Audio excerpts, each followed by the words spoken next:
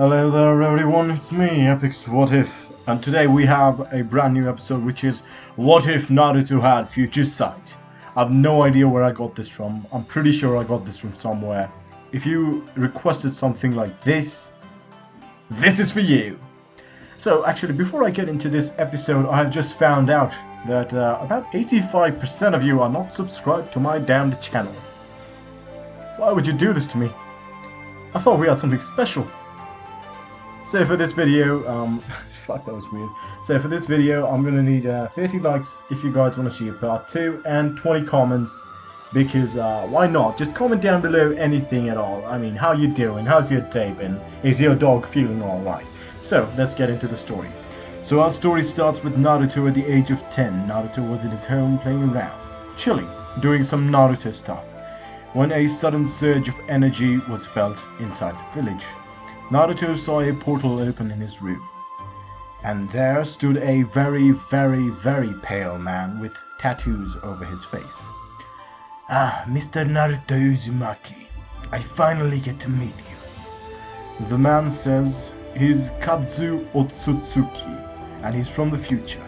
He explains he's here because the head branch of the Otsutsuki clan in the future goes rogue, and that only the Avatar, master of all four elements, can...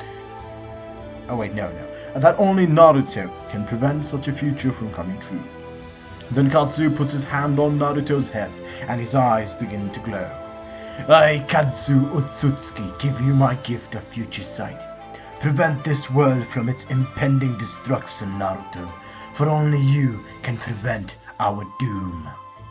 Naruto then wakes up a few days later, feeling hungry, mostly, and a bit changed. His room is looking trashed, even more so than it usually is. Just when he's about to say, that was probably just a dream, Naruto's head begins to hurt and his vision blurs. He sees the future, Konoha burning, the Hokage monuments destroyed, thousands dead, and millions dying. He sees a show, Boruto. He has to prevent this thing from coming into existence. Damn it. In front of him he sees a man in a orange jumper with short blonde hair. The man is standing on the ruins, watching the village burn. That was weird. "Hey there, Naruto. I've been waiting for you." Naruto's surprised that this man knows his name. The man turns around to look at him, and it's Naruto, the one from Boruto. Yay! He explains that he was trapped in a vortex, and when he escaped he was too late. Everyone he knew had died. Everyone he ever loved had died. He shows young Naruto the future, what happened, the attack of the Otsutsuki clan, the death of millions, and the meeting of him and Kazu Otsutsuki, who gave him one last hope, that even though his own world was destroyed and everyone he knew dead, young Naruto could save his timeline. "Naruto, I was far too late to save the people I loved. But don't let yourself falter. Don't let it be too late. You still have a chance to save them. Sasuke, Sakura, Ino, Shikamaru, Choji, even Boruto Himawari, Hinata, everyone."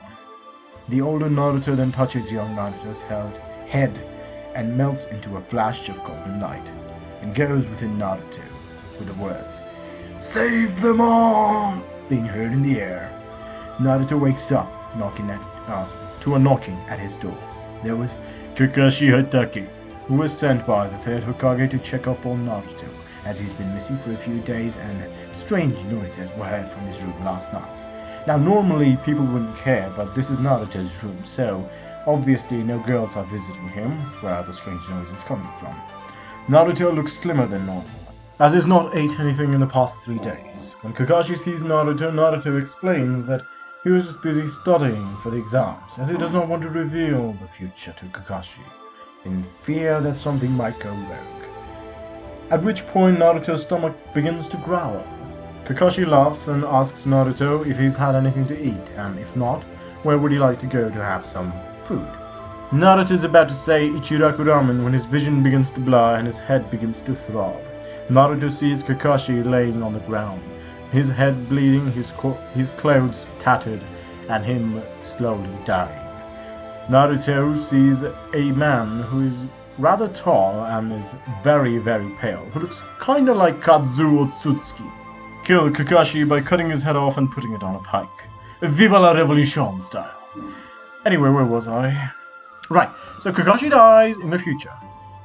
Naruto snaps out of it. For a brief second, Kakashi sees sadness in his eyes, but Naruto quickly replaces it with a wide grin and says he'd like some Ichiraku ramen. Kakashi takes him to Ichiraku, and again, for the briefest of moments, he sees sadness in Naruto's eyes, as Naruto saw what happened to Ichiraku in the future. They enter the shop, and Toyuchi sees Naruto and lights up, as Naruto hadn't come by in a few days, and he had begun to worry for Naruto. He gives Naruto a big bowl of his favorite ramen. It's on the house today, Naruto. You haven't been here for a while, so this one is free. Kakashi sees how well Toyuchi treats Naruto, and is happy. Kakashi will remember this. With Naruto's newfound knowledge of the future, and him absorbing his future self's memories, he begins to change. He becomes a bit more mature than he was just a few days ago. Naruto's already a bit different. He is starting to work much harder. He's going to the library to find some scrolls that he knows are there. He goes and practices a few things that he can see from his future self's memories. Oh, right here. I've left something in here. Now, I'm taking some things from Anime Junkie, who is a really good anime YouTuber. I'd recommend you all check out his channel. Please do. He actually is a really good YouTuber, and I love his content. Naruto sees into his future's memory, and he creates a blood clone. He sees a blood clone jutsu and studies it. I remember where I took this from. I think it was the What If Naruto Went Back in Time. He realizes he can't do it right now as he doesn't have Kurama's chakra, and his own chakra control is pretty shit.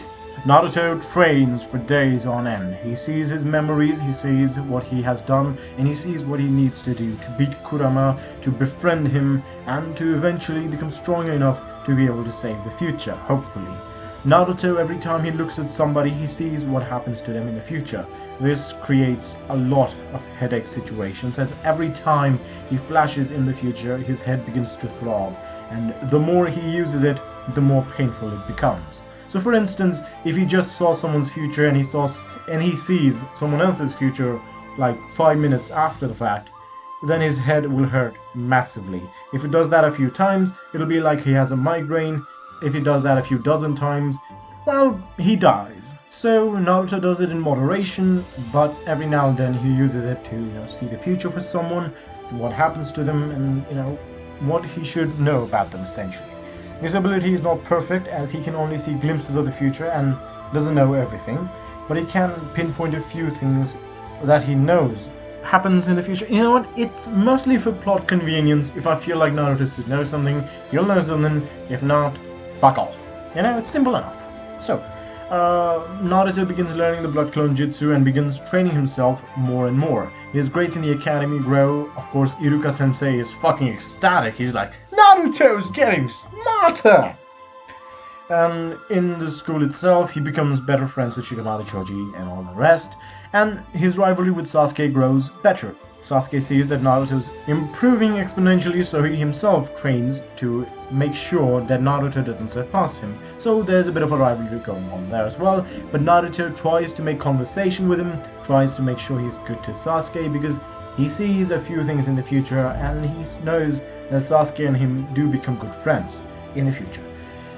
Naruto, he manages to barely scrape by and pass the academy exams, so obviously that fuck whose name I've forgotten, with the big shuriken, does not approach him and tell him to do this, but Naruto knows that that is supposed to happen.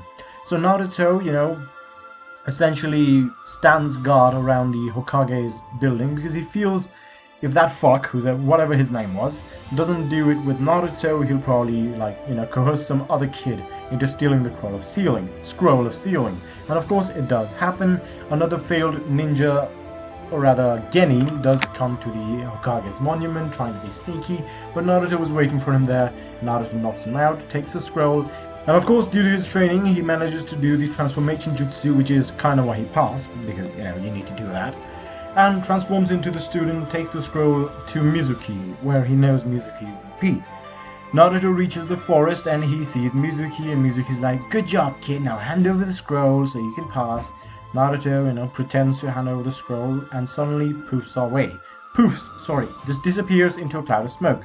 Naruto then apparates behind Mizuki and smacks him in the head, knocking Mizuki down. Mizuki still being I think he's a Jonin, I don't remember. Tuning at least, like high tuning Jonin level, whatever. Does get up from that kick by Naruto and attacks Naruto, but Naruto manages to overpower him due to a few of the jutsus that he learned from his memories of the future.